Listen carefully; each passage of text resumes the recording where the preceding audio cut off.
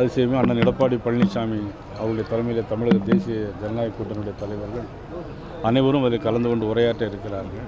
அதற்கான ஏற்பாடுகள் தீவிரமாக இருக்கிறது. பஞ்சப்பூர் இதே மைதானத்தில் ஹெலிகாப்டரில் வந்து இறங்கி 5 மணிக்கெல்லாம் வந்து இறங்கி பிறகு 6:30 மணி வரையிலும் இதே மைதானத்தில் இருந்து பேருரையாற்ற இருக்கிறார்கள். அரசு விழா நிகழ்ச்சி நடந்து கொண்டிருக்கிறது. கடந்த மதுரையில் மட்டும் 4400 கோடி ரூபாய்க்கு மத்திய அரசு நலத்திட்டங்களை கொடுத்தாரு.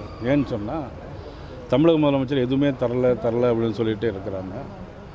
ஆனால் கடந்த மாதம் தூத்துக்குடியில் 1700 கோடி ரூபாய்க்கான மத்திய அரசு திட்டங்கள் நடைபெற்றது. கடந்த 2025ஆம் ஆண்டு 4700 கோடி ரூபாய் திட்டத்தை தூத்துக்குடியிலே பாரத பிரதமர் நரேந்திர மோடி அவர்கள் அறிவித்தார்கள். அதனை தொடர்ந்து வைத்தார்கள். அதனைத் தொடர்ந்து இங்கேயும் அரசு நலத்திட்டங்கள் மற்றும் பொதுக்கூட்டங்கள் நடைபெற இருக்கிறது.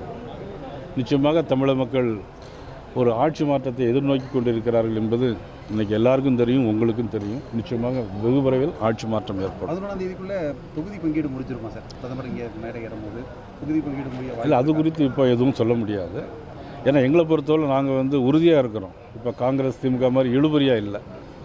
அதனால் நாங்கள் உறுதியாக இருக்கிறோம். அதனால் எங்களுக்கு எப்போ வேணாலும் பேசி முடிச்சுக்கலாம். நாங்குநேரில் நடைபெற சார் நாங்குநேரில் நடைபெற்ற அந்த ஜாதிய கொடுமை எப்படி பார்க்குறீங்க? அதாவது ஜாதிய கொடுமைன்னு சொல்ல காட்டிலும் தமிழ்நாட்டில் முதலமைச்சர் ஆட்சியில் கஞ்சா போதைப் பொருள் அதிகமாக நடமாட்டம் இருக்குது. சிந்தட்டிக் ட்ரக் அதிகமாக இருக்குது. அங்கே கஞ்சா போட்டுவிட்டு போகிற வரவங்களெலாம் வெட்டுறாங்க. ஆனால் சிவகங்கையில் பார்த்தீங்கன்னா போகிற வரவங்களெல்லாம் வெட்டிக்கிட்டு இருக்கிறாங்க. எங்கேயுமே இருக்க முடியல. கொங்கு பகுதியில் பார்த்தீங்கன்னா வயதானவர் வீட்டில் இருக்க முடியல. கை காலில் வெட்டிட்டு கையில் கிடக்கிறத காலில் கிடக்கிறதெல்லாம் கலத்திட்டு போயிடுறாங்க. துண்டு துண்டாக வெட்டிட்டு போகிறாங்க. தமிழ்நாட்டில் சட்டம் ஒழுங்கு சரியில்லை. பொறுப்பு ஒரு டிஜிபி கூட உங்களால் போட முடியல. பிறகு எப்படி ஆட்சி நல்ல முறையில் நடக்க முடியும்? அதை விட்டுட்டு அதெல்லாம் ஒரு கட்டுப்படுத்தாத அரசு. நிச்சயமாக மக்கள் அதை நிராகரிப்பார்கள்.